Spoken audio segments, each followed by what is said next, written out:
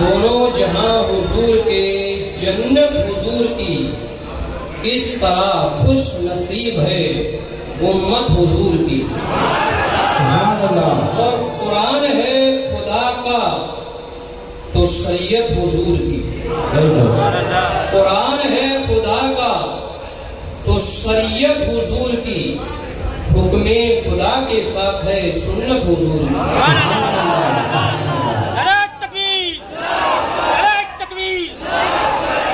کیا جانیں گے ملائک و جنوں بشر انہیں، ارے حقیقت تو کیا جانیں گے ملائک و جنوں بشر انہیں، اللہ ہی جانتا ہے حقیقت حضور کی۔ اللہ نے کہا قرآن مقدس کے اندر پہلا پارہ سورہ بقرہ، انی جاعل فی الارض خلیفہ، کہ اے میرے فرشتوں میں زمین پر اپنا خلیفہ بنانا چاہتا ہوں۔ تم کیا کہتے ہو؟ اللہ فرشتوں سے فرما رہا ہے، اور جملہ بھی جو ہے وہ ہے سوالیہ، کہ میں زمین پر اپنا خلیفہ بنانا چاہتا ہوں، اپنا نائب بنانا چاہتا ہوں، فرشتوں تم کیا کہتے ہو؟ تو فرشتوں نے عرض کیا کہ مولا تو ایسی بندے کو کیوں پیدا کرنا چاہتا ہے جو زمین میں خون ریز نہیں کرے گا، جو زمین میں فتنہ و فساد مچائے گا۔ رب نے ارشاد فرمایا فرشتوں جو میں جانتا ہوں وہ تم نہیں جانتے۔ عزیزان محترم، اللہ نے حضرت آدم علیہ السلام کو پیدا فرمایا، اور جب پیدا فرمایا تو ابلیس سے روکا نہیں گیا۔ جب ابلیس سے نہیں روکا گیا، حضرت آدم کو دیکھ کر اس کو حسد ہونے لگا، اس کو تکلیف ہونے لگی۔ عزیزان محترم، جب اس کو تکلیف ہوتی ہے، اللہ نے کہا تمام فرشتوں کو آدم کو سجدہ کرو، تمام سجدے میں چلے گئے، لیکن ابلیس نے انکار کر دیا کہ یا اللہ ہم مولا تجھے سجدہ کریں گے، اللہ ہم تجھے سجدہ کریں گے، لیکن آدم کو سجدہ ہم نہیں کریں گے۔ اللہ یہ جو آدم بنائے گئے ہیں یہ مٹی سے بنائے گئے ہیں، میں آگ سے بنایا گیا ہوں، اور مٹی سے زیادہ سخت آگ ہے، رب میں آدم کو سجدہ کیسے کر سکتا ہوں؟ عزیزان محترم، نبی کی تعظیم سے انکار اگر کسی نے کیا تو وہ کیا تھا ابلیس نے۔ اس مردود کو یہ نہیں معلوم تھا کہ حکم کون دے رہا ہے۔ حضرت شیخ عبدالحق محدث دہلوی رحمت اللہ تعالی علیہ اشعار الرماد کے اندر تحریر فرماتے ہیں کہ جو سجدہ آدم کے لیے کہا جا رہا تھا کہ آدم کو سجدہ کرو، حقیقت یہ ہے کہ وہ سجدہ آدم کے لیے نہیں تھا۔ رب کہتا ہے فرشتوں سے آدم کو سجدہ کرو، تمام فرشتے سجدے میں چلے گئے، لیکن ابلیس نے انکار کر دیا، اس نے منع کر دیا اور یہ کہا اللہ آدم کو سجدہ میں نہیں کر سکتا۔ شیخ عبدالحق محدث دہلوی کہتے ہیں، اس آیت کی تفسیر میں لکھتے ہیں کہ وہ سجدہ آدم کے لیے تھا نہیں، بلکہ اگر وہ سجدہ تھا تو کسی اور کے لیے نہیں، بلکہ آدم کی پیشانی میں جو مصطفیٰ کا نور چمک رہا تھا، اس نور کی تعظیم کے لیے وہ سجدہ کرانا مقصود تھا۔ عزیزان محترم، یعنی حضرت آدم کی پیشانی میں ان کے ماتھے پر جو ہمارے اور آقا کا نور تھا، اس نور کی تعظیم کرانا مقصود تھا۔ عزیزان محترم، تو اس کو اتنا برا لگا، اس سے رہا ہی نہیں گیا، تو اس سے رہا نہیں گیا، نہیں کریں گے۔ اللہ نے کہا کرو، بولے نہیں کریں گے۔ اللہ نے کہا کرو، بولے نہیں کریں گے۔ بولے تم سجدہ نہیں کرو گے تو ہم بھی تمہیں جنت میں نہیں رکھیں گے، تم بولو بھاگو یہاں سے، بولے بھاگو یہاں سے۔ اب اندازہ کرو کہاں تھا؟ جنت میں۔ ارے بھائی جنت میں تھا نا، اور وہ عام نہیں تھا، یہ فرشتوں کو درس دیا کرتا تھا، فرشتوں کو پڑھایا کرتا تھا، جنت میں جھولا کرتا تھا، پتہ نہیں الٹا جھولا کرتا تھا یا سیدھا جھولا کرتا تھا کہ نبی کی تعظیم سے انکار کر بیٹھا۔ آج بھی ہم سلام پڑھتے ہیں نا بھائی، یا نبی السلام علیکہ، یا مصطفیٰ جانی رحمت، نبی کی تعظیم کے لیے ہم کھڑے ہو جاتے ہیں، ہاتھ باندھ لیتے ہیں، کیوں؟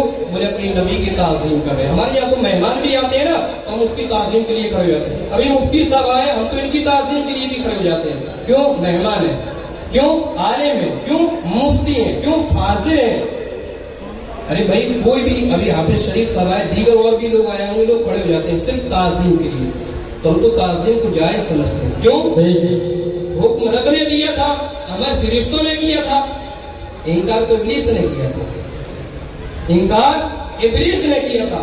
تو اندازہ کرو کہ جس نے تعظیم سے انکار کر دیا، تعظیم سے انکار کر دیا تو جنت سے باہر لا کر پھینک دیا، تو جو یہاں تعظیم سے انکار کر دے وہ اندر جانے کی کیسے امید رکھ سکتا ہے؟ جو اندر تھا اس کو باہر پھینک دیا، تو جو پہلے ہی سے باہر ہے وہ اندر کیسے جائے گا؟ کوئی چانس ہی نہیں ہے نا۔ تو عزیزان گرامی وقار چلایا، اللہ نے اس کو مردود قرار دیا کہ تیری ہمیں ضرورت نہیں، بھاگ گیا سے۔ سو وہ قیامت تک امت اس پر لعنت بھیجتی ہے۔ حضرت آدم علیہ السلام کا جب پتلا تیار کیا گیا تو فرشتے اس کی زیارت کیا کرتے تھے، فرشتے اس کی زیارت کیا کرتے تھے اور روزانہ بڑے خوش ہوتے تھے، روزانہ زیارت کیا کرتے تھے، روزانہ خوش ہوا کرتے تھے۔ ابلیس سے یہ برداشت نہ ہوا، اور جب برداشت نہیں ہوا تو اس نے کیا کیا؟ حضرت آدم کے پتلے پر تھوک دیا، اور جب تھوکا ہے اللہ نے فرمایا اے جبریل اس جگہ کی مٹی اٹھا لو، اس جگہ کی مٹی اٹھا لو۔ اور جب مٹی اٹھائی جبریل نے تو یہ جو ناپ ہے نا اپنی ناپ، یہ ناپ اسی وجہ سے بنی ہے، یہ ناپ جو ہے اپنی اسی وجہ سے بنی ہے۔ جب حضرت آدم کے پتلے پر تھوکا، جبریل نے مٹی اٹھائی، آپ کو ناپ بن گئی۔ اللہ نے فرمایا جبریل اس مٹی سے کتا بنا دو، اس مٹی سے کتا بنا دو، کتا بنا دیا گیا۔ جبی سے کتا ہے، کب سے کتا ہے؟ جبی سے۔ اب یہاں نقطہ ہے کہ کتے میں وفاداری کیوں ہوتی ہے، غداری کیوں ہوتی ہے، رات میں سوتا کیوں نہیں؟ تین حکمتیں۔ وفاداری تو اس لیے ہے کہ مٹی آدم کی ہے، وفاداری اس لیے ہے مٹی آدم کی ہے۔ پلیدی اس لیے ہے کہ تھوک ابلیس کا ہے، اور رات میں جاگتا اس لیے کہ ہاتھ جبریل کا لگا ہے، رات میں جاگتا اس لیے ہاتھ جبریل کا لگا ہے۔ عزیزان محترم، اور وہی حضرت آدم علیہ السلام جب ایک جانکاری حاصل ہوئی، اب دوسری دیکھو، شاید یہ نئی جانکاری ہے۔ جب وہ آئے زمین پر، حضرت آدم جب زمین پر آئے تو تمام جانور حضرت آدم کی زیارت کے لیے آنے لگے، تمام جانور زیارت کے لیے آتے تھے، اور حضرت آدم ان کے لائق دعا بھی فرما دیا کرتے تھے، ان کے لیے، ان جانوروں کے لیے دعا بھی فرما دیا کرتے تھے۔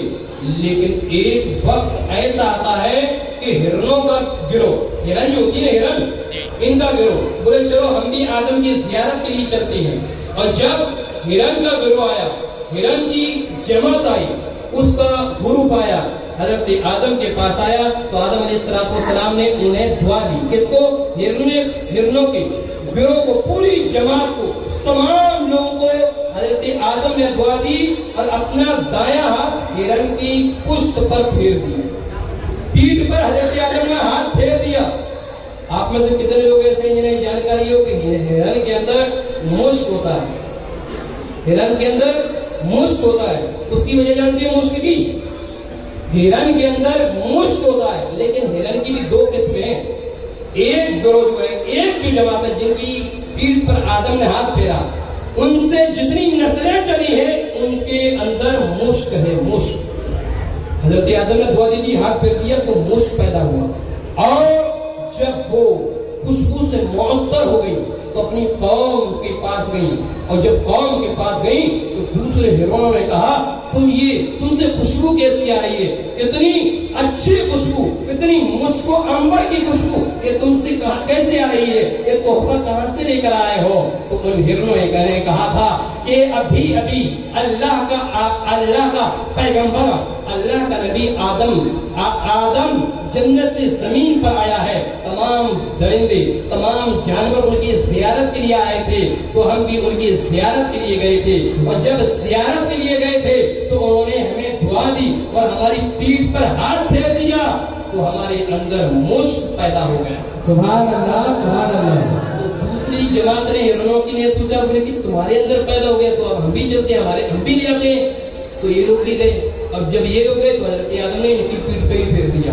جب ان کی پیٹھ پہ پھیر دیا یہ واپس آئے، ان میں کوئی خوشبو نہیں ہے، کوئی خوشبو نہیں.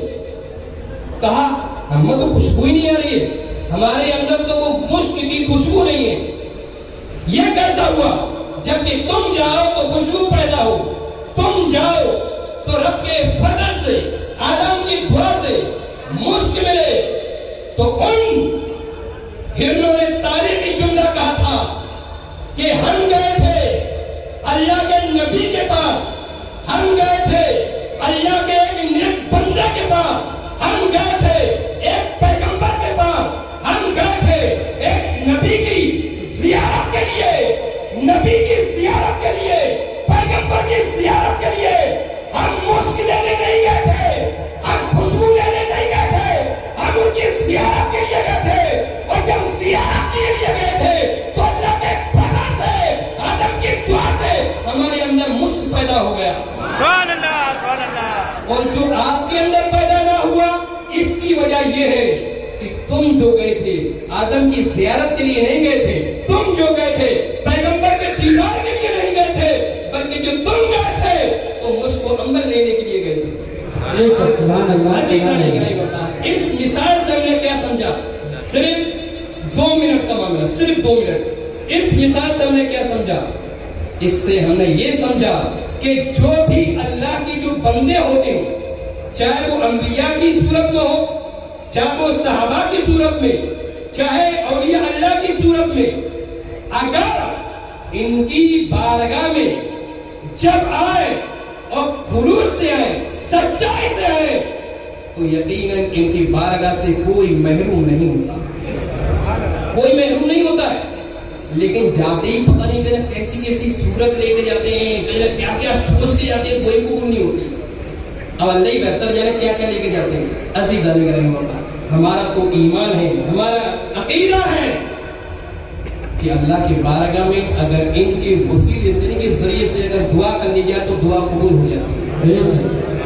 اور جو علماء کرام ہیں، جو حفاظ ہیں، جو حافظ ہیں، جو امام ہیں، جو قاری ہیں، جو مولانا ہیں، جو مفتی ہیں، اگر ان کی بارگاہ میں بھی جب آیا جائے تو خلوص سے آیا جائے، ادب کے دائرے سے آیا جائے. میں اس لیے نہیں کہہ رہا ہوں کہ میں نہیں ہوں، یہ اس لیے نہیں کہہ رہا ہوں کہ میں مولوی ہوں، اس لیے نہیں کہہ رہا ہوں کہ میں دین سے جڑا ہوا ہوں، اس لیے کہہ رہا ہوں کہ شریعت کہہ رہی ہے.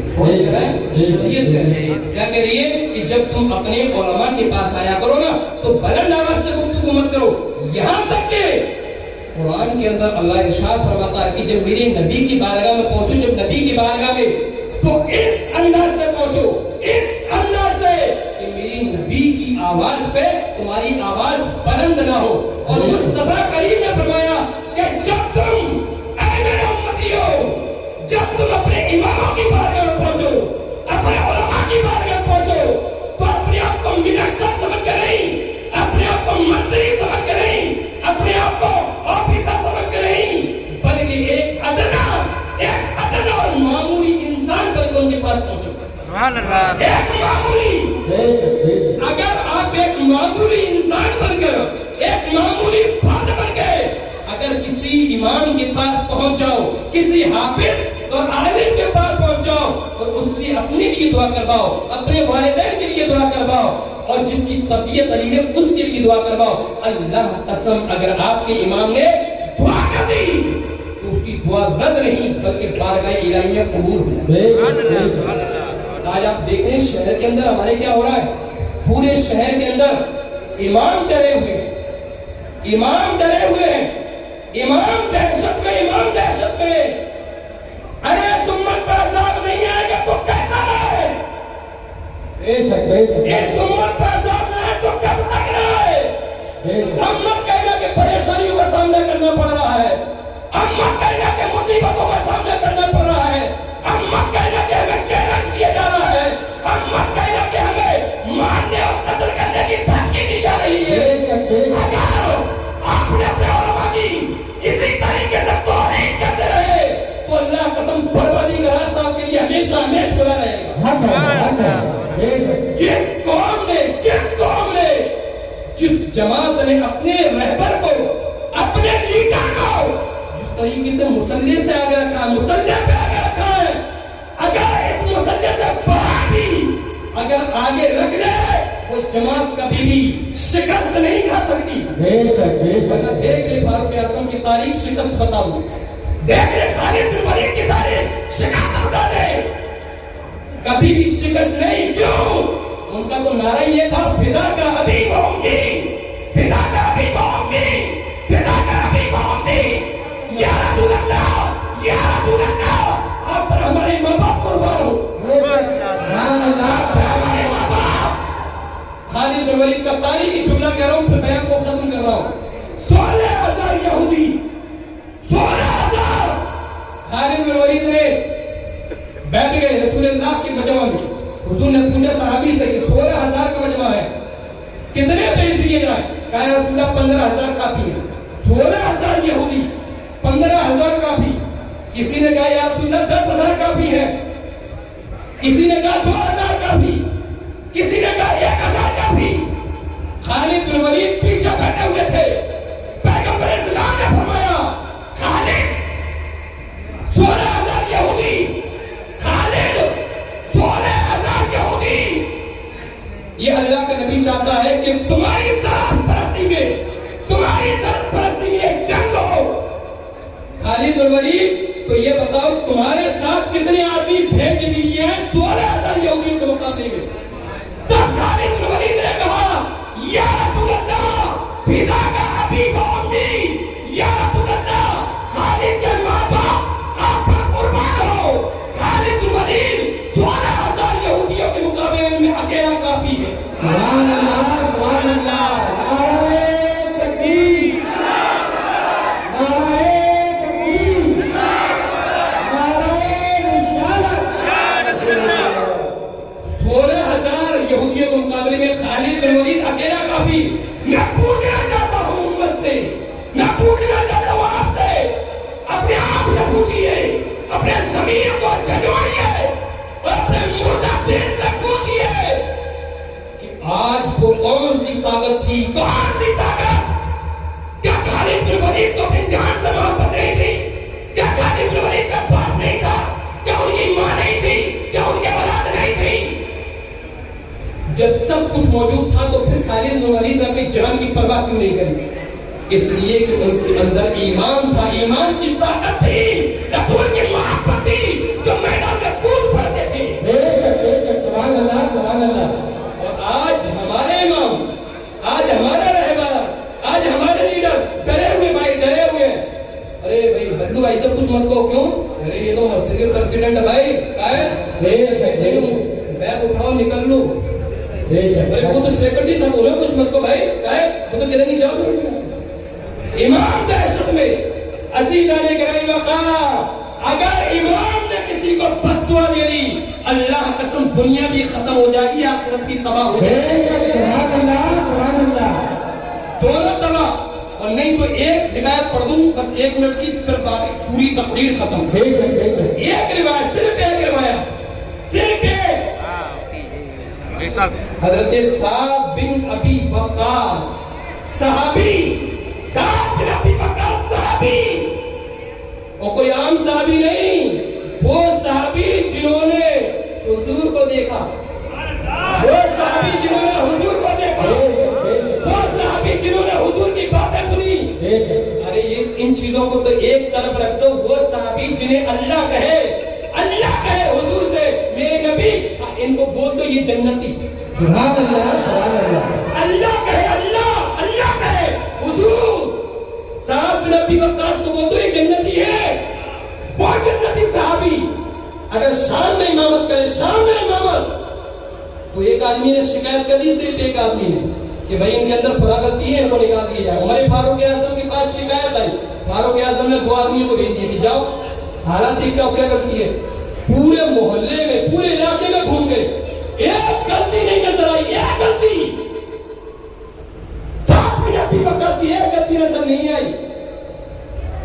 صحابہ پریشان، یار یہ غلطی نظر نہیں آ رہی ہے، تمام لوگ تعریف کر رہے ہیں سعد بن ابی وقاص جیسا امام نہیں ہے، ان جیسا امام نہیں ہے۔ پھر شکایت کرنے کی، جب واپس آ رہے تو ایک سامنے گئے، بولے میں نے فاروق اعظم کو لکھ دیا، ایک سامنے شکایت کری، باقی طرف سب لوگ تعریف کر رہے ہیں۔ عمر فاروق اعظم نے انہیں معزول کر دیا، امام سے ان کو ہٹایا جائے۔ ہٹ رہے تھے، اور جب ہٹ رہے تھے تو بولتے گئے تھے، اے شخص جس امام کے پیچھے تو نے نمازیں پڑھی ہیں، جس امام کے پیچھے تو نے نمازیں پڑھی ہیں، سن لے آج تجھے وہ امام بد دعا دے کر جا رہا ہے، آج تجھے وہ امام بد دعا دے کر جا رہا ہے۔ اللہ تیری زندگی لمبی کر دے، اللہ تیری عمر لمبی کر دے، اور تو جب بھی مرے گا تو کوڑی ہو کر مرے گا، کوڑی ہو کر مرے گا، تو سڑ کر مرے گا، تو گل کر مرے گا۔ عزیزان گرامی اللہ، سعد بن ابی وقاص تو چلے آئے، اللہ نے اس کی عمر میں اتنی برکت دی، بہت لمبی عمر کر دی۔ پھر کیا ہوا؟ کھٹیا میں پڑ گیا، گوشت گل گیا، کیڑے پڑنے لگے، کوڑ پڑ گیا، گوشت گرنے لگا، مکھیاں کھا رہی ہیں، کیڑے کھا رہے ہیں، چلا رہا ہے، چیخ رہا ہے، رو رہا ہے، گر رہا ہے، اللہ کی بارگاہ میں معافی مانگ رہا ہے، رب معاف فرما دے، اللہ معاف کر دے، اللہ معاف کر دے، رب معاف کر دے، اللہ غلطی ہو گئی معاف فرما دے۔ رب نے اس کو معاف نہیں کیا، اللہ نے اس کو معاف نہیں کیا۔ پھر کسی نے پوچھا اتنے کیوں تڑپ رہے ہو؟ بولے آج میں اپنی سزا کو کترا ہوں۔ سزا کہ کیا سزا تھی؟